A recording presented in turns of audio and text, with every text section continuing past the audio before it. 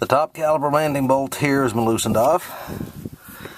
I got the bottom one loosened off also. I like to just loosen everything off before I start fully removing things. So I'm going to go now and loosen off the slider pins. Once we know that everything is loosened and can be removed, then I'll start taking things out. And this is why I say it's always a good idea to loosen everything off before you actually start taking all these bolts out. These caliper sliding pins obviously haven't been off this vehicle in a long time. They're really giving me some difficulty here. I've turned the wheel a bit carefully because this thing is jacked and blocked, but I've turned the wheel a little bit just to give me a better purchase point on the wrench here. Okay, I finally managed to get those caliper mounting bolts loosened off using some techniques I'm not going to recommend in this video. So anyways, they've been unseized, so now those two bolts are loosened off and the caliper mounting bolts are loosened off, so I know I can go ahead and take them right out now. Okay, so as I said, the slider bolts are loosened, the mounting bolts are out. Now I'm just going to move this caliper back and forth here, slide it off, and that's what we got.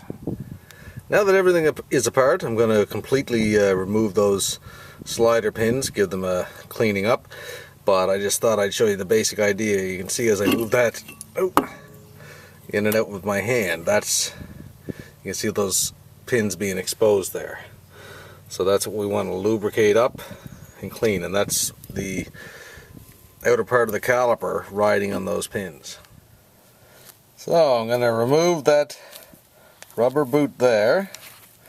See if I can do this and hold that camera. Get that off, put it aside, and now that I've, as I say, unscrewed that pin, loosen it all up, finish it up, take it out of the rest of the way, and clean them up.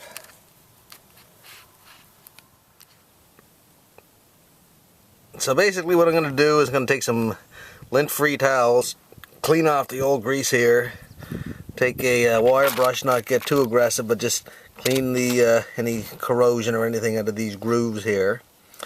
And once I get all that done, I'm going to put some brake grease on the pins, and we'll put them back in place. So, and like I said, you can see the corrosion built up here. We'll get rid of that with a wire brush. I won't be too aggressive, just enough to get that crud out of there. Going to clean up this boot also while we're at it. Just get any kind of debris that's out of there, because there's going to be new clean grease on the pins.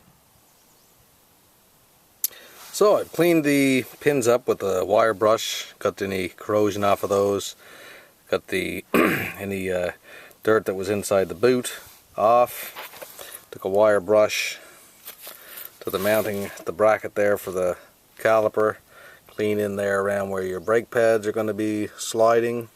Then I'm going to take some brake grease. Doesn't really matter what kind you get, but make sure the brake grease to use around your calipers. What is that? Synthetic brake lubricant. That's what you want, because like for instance, I'm going to use anti-seize compound here on the threads of those mounting bolts. But you don't want to use that. You want to use specifically something that's for the brakes, as far as in around where your brake pads are and where they slide, because of the heat properties. So this stuff is cheap. You get it for, I think, $2 or $3 a tube or something like that. It'll last a long time. I'm going to put the slider pins back in.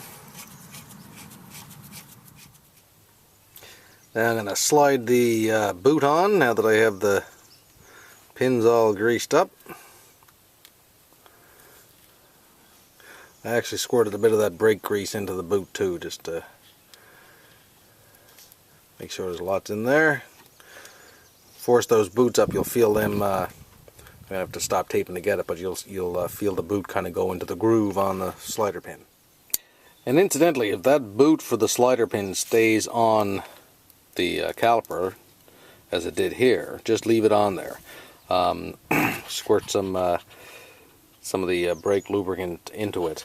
The only reason I had that one off was because it actually came off.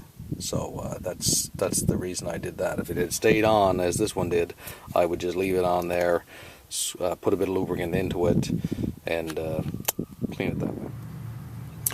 Okay, once you get that all set up, you got your pins lubricated, you're just going to push that onto the caliper. Just a note here too, on this particular caliper, I haven't seen this on any vehicles I've worked on. The size of the top slider pin is different than the size of the bottom one. Anyway, something to take note of. So I'm just going to push this in here now, so you get the idea. I may not be able to. And then I'm just going to move that in and out a couple different times, just to get any excess grease out of the pins until it seats. Once your slider pins are in position, you got your brake pads in, take the whole caliper and set it into place to get the top mounting bolt in. So it's always easier to get that upper mounting bolt on and loose, just like that, but it's holding the caliper in place. And then I go to the lower mounting bolt, because then you can just move the caliper to get it in position there. So I always do the top one first. So the caliper's back on. Now I'm going to go check my book for the torque specifications. Tighten these up, tighten up the caliper mounting bolts. Everything's back in place, and I'll put the wheel back on and take it for a slow test drive.